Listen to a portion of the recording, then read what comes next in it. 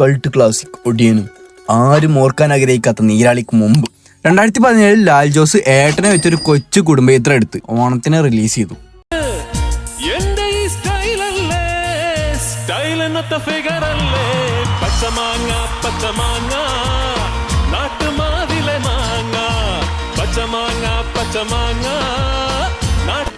എനിക്ക് വീണ് പരിചയമില്ല മക്കളെ, വീഴ്ത്തിയെ പരിചയം.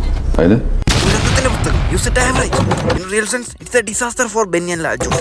The worst movie of the year. Total disappointment. As a Laladan fan, 1/5. The worst movie. Horrible. Welcome to Mollywood pulp.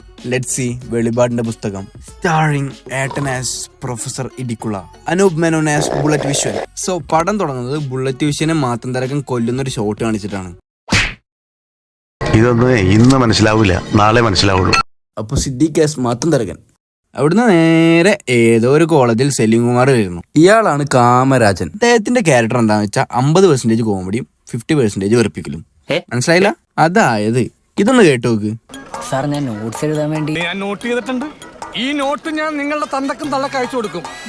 ഒരുത്തനെയും പ്രേമിക്കാൻ അനുവദിക്കില്ല. I am Premraj, പ്രേമത്തെ എതിർക്കുന്ന രാജ്. ഇങ്ങനൊക്കെ കൊണച്ച ഇനി ഫണ്ണുവാണല്ലോ. സിനിമ 3 മണിക്കൂർ ഓടിക്കണ്ടല്ലേ, സ്വാഭാവികം. അപ്പൊ ഇനി കാമരാജിന്റെ ഞരമ്പത്തരങ്ങൾ കുറച്ചങ്ങോട്ട് കാണാം. മെറ്റിൽഡ, എന്റെ ക്യാബിൻ ക്ലീൻ ചെയ്യുന്ന സമയത്ത് എനിക്ക് എത്താൻ പറ്റിയില്ല. അതുകൊണ്ട് ഒരു കാര്യം ചെയ്യും, നാളെ മുതൽ ഞാൻ വന്നിട്ട് ക്ലീൻ ചെയ്താൽ മതി. കാര്യങ്ങൾ മനസ്സിലായല്ലോ? ഫണ്ണ്. ഇന്നലെ ഞാൻ കോമഡി വാട്സപ്പ് ചെയ്തിരുന്നു, ഓപ്പൺ ചെയ്ത് കണ്ടില്ല. ഇത്തരം അശ്ലീലങ്ങൾ അയക്കരുതെന്ന് ഞാൻ സാറിനോട് പല പ്രാവശ്യം പറഞ്ഞിട്ടുള്ളതാ. അതുകൊണ്ട് ഞാൻ സാറിനെ ബ്ലോക്ക് ചെയ്തു. സെക്സ് ജീവിതത്തിന്റെ ഒരു ഭാഗമല്ലേ മിസ്സേ? ഇത്തരം വിജൃംഭിച്ച ഡയലോഗ്സിനൊക്കെ എണ്ണ എടുക്കാൻ നിന്നാ പിന്നെ അതിനെ നേരം കാണും. വിജൃംഭിച്ചത് അർത്ഥം എനിക്ക് അറിഞ്ഞൂടാ. അപ്പൊ ബാക്ക് ടു മൂവി. ഈ സിനിമയിലും കൾട്ട് ക്ലാസിക് ഗ്യാങ് ആയ റിയൽ ഫൈറ്റേഴ്സിനെ റോയൽ വാരിയേഴ്സിനെ പോലെ 2 ഗ്യാങ് ഉണ്ട്. ഗ്യാങ് നമ്പർ 1 സിറ്റി ബഗേഴ്സും ഗ്യാങ് നമ്പർ 2 ചന്തപ്പിള്ളേരും. അടിപൊളി. ക്യാമ്പസ് പടം, അവിടെ 2 ഗ്യാങ്. അപ്പൊ ഇനി അടുത്ത എന്താ? അത് തന്നെ അവരുടെ ഫൈറ്റ്. തുടക്കം തന്നെ അടിയാന്ന്. ഇവരാണെങ്കിൽ കണ്ട അപ്പ അടിയാന്ന്. അങ്ങനെ കാമരാജൻ സിറ്റി ബഗേഴ്സിന്റെ കൂട്ടായതിനാൽ ചന്തപ്പിള്ളേരിൽ ചാരനൊരുത്തൻ എന്ത് ചെയ്യുമെന്ന് വെച്ചാൽ ഒരു ദിവസം മുഴുവൻ കാമരാജന്റെ കട്ടലിന്റെ അടിയിൽ. വൃത്തികേടാണ്, പക്ഷെ അതല്ല, ഇത് ഇയാൾ കാമരാജന്റെ സിസ്റ്റത്തിന് മൊത്തം തുണ്ട് കയറ്റും. എന്നിട്ട് പിറ്റേ ദിവസം ഓഫീസ് തുറക്കുന്നവർ അതിൻ്റെ ഉള്ളിൽ ഇരുന്ന് ഈ പൊട്ടൻ ക്ലാസ്സിന് പോകും. അങ്ങനെ ആ ദിവസം സലീം കുമാർ വന്ന് ഈ തുണ്ട് കണ്ട് അത് അവിടുത്തെ പ്രിൻസ് കണ്ട് കോളേജിൽ നിന്ന് ഇയാളെ സസ്പെൻഡ് ചെയ്യും. അപ്പം അവിടെ ഒരു വേക്കൻസി ഉണ്ടല്ലോ. ഇനി എന്താവും ഗൈസ് അടുത്ത് സംഭവിക്കുക? ഊഹിക്കാമോ? യെസ് ഗൈസ്, ഏട്ടൻ പ്രൊഫസറായി ജോയിൻ ചെയ്യുന്നു. പക്ഷേ വിത്തെ താടി ആൻഡ് നോമുണ്ട്. പുലിമുരുകന്റെ ഓളത്തിലിരിക്കുന്ന ലാലേട്ടനോട് 3 ലുക്കുണ്ട്. മീശയും താടിയും മീശയും മുണ്ടും പിന്നെ അതെ ഇതും. ഇതൊക്കെ പറഞ്ഞിട്ടായിരിക്കും മിക്കവാറും ലാലേട്ടനവരൊക്കെ കൺവിൻസ് ചെയ്തിട്ടുണ്ടാവുക. 3 ക്യാരക്ടേഴ്സും ഞാൻ തന്നെ ചെയ്തോളാം.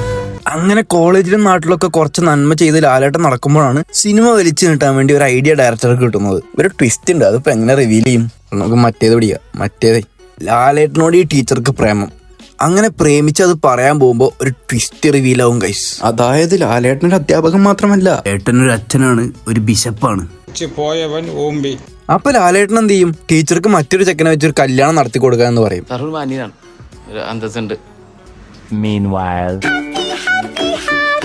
അങ്ങനെ ഫ്രീ ബേഡായി നടക്കുന്ന ഏട്ടനൊരു തോന്നലുണ്ടാവുകയാണ് കോളേജിനൊരു ഹോസ്റ്റൽ വേണമെന്ന്. നമുക്കൊരു ഹോസ്റ്റൽ വേണ്ടേ? ആ ഹോസ്റ്റൽ പണിയാനുള്ള പൈസക്ക് വേണ്ടി ഇവരൊരു സിനിമ പിടിക്കാൻ പോകുന്നു. Produced by Vijay Babu, directed by city buggers leader, script by ചന്തപ്പിള്ളർ ലീഡർ. അപ്പൊ സിനിമക്കൊരു കഥ വേണമല്ലോ. Yes, that is Bullet Vishwan. He's an ex light ഗുണ്ട. മരിച്ചുപോയൊരു ഗുണ്ടയാണ് അയാൾ. ഈ നാട്ടുകാര്യങ്ങളൊക്കെ ചെയ്ത് കോളേജിന്റെ ഹോസ്റ്റലിനൊക്കെ വേണ്ടി നടന്നൊരു മാന്യനായ ഗുണ്ടയാണ്. പക്ഷേ മാത്തന്തരകന്റെ ശിഷ്യൻ കാക്കരമേശൻ തന്റെ പെണ്ണിനെ അടിച്ചുകൊണ്ട് പോയിട്ടുള്ള പേഴ്സണൽ റിവെഞ്ചിൽ ബുള്ളറ്റ് വിശ്വനെ കൊല്ലും. പക്ഷേ നാട്ടുകാരെല്ലാം വിശ്വസിക്കുന്നത് മാത്തന്തരകനാണ് കില്ലർ എന്നാണ്. സോ ഗൈസ്, ബാക്കി എല്ലാ ക്യാരക്ടേഴ്സും സെറ്റായി. പക്ഷെ ബുള്ളറ്റ് വിഷൻ മാത്രം ആരാവുന്ന ഒടുക്കത്തെ കൺഫ്യൂഷൻ.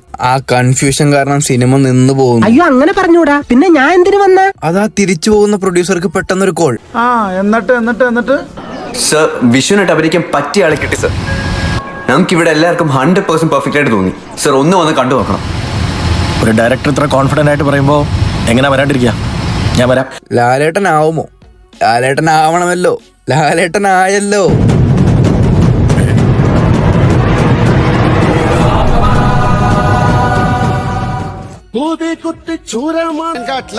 അങ്ങനെ സിനിമക്കുള്ള സിനിമ തുടങ്ങി.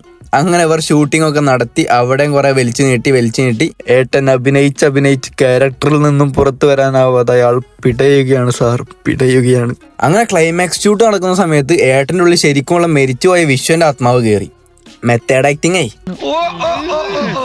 അങ്ങനെ നാട്ടുകാരെല്ലാം മുന്നിൽ വെച്ച് വിശ്വൻ അഥവാ ഏട്ടൻ വിളിച്ചു പറയുന്നു, കാക്ക് രമേശനാണ് എന്റെ മകളെയും എന്നെയും കൊന്നത്, മാത്തൻ തരകനല്ല. നീയല്ലേ എന്നെ അടിച്ചു കൊന്നത്? എങ്കിൽ കൊല്ലടാ. നീ കൊന്നോ? എന്തിനാടാ എന്റെ മോളെ കൊന്ന്?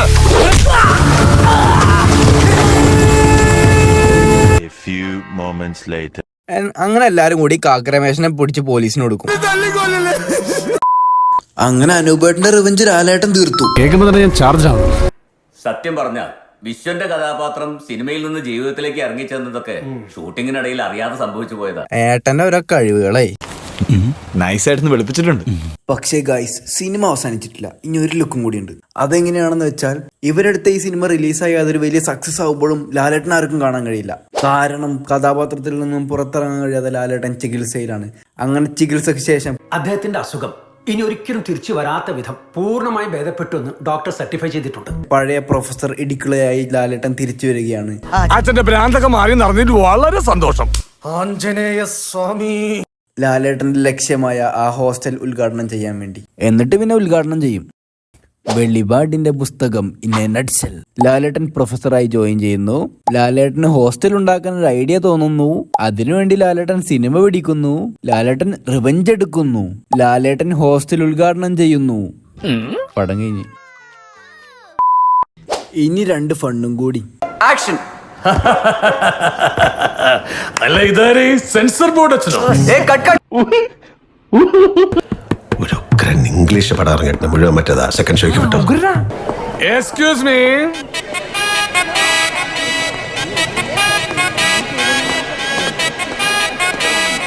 നേരത്തെ ഒരു ഇംഗ്ലീഷ് പടത്തിന്റെ കാര്യം പറഞ്ഞില്ലേ, അതിന്റെ പേരെന്താണ്? എടാ നാറി, അത്രയ്ക്ക് സഹിക്കാൻ പറ്റില്ലെങ്കിലേ പോയി വല്ല മുള്ളുപൊരിക്കാൻ കാരണം. ഓ, വല്ലാത്ത കഷ്ടം. വല്ലാത്ത കഷ്ടം തന്നെ. മലയാളം ഡബിംഗ് ആയിരിക്കും അല്ലേ? നിനക്കതൊക്കെ എങ്ങനെയാ സാധിക്കുന്നത്? ഈ സിനിമ മുഴുവൻ കണ്ടു തീർത്തവർക്ക് എണീറ്റ് നിന്നൊരു സല്യൂട്ട്.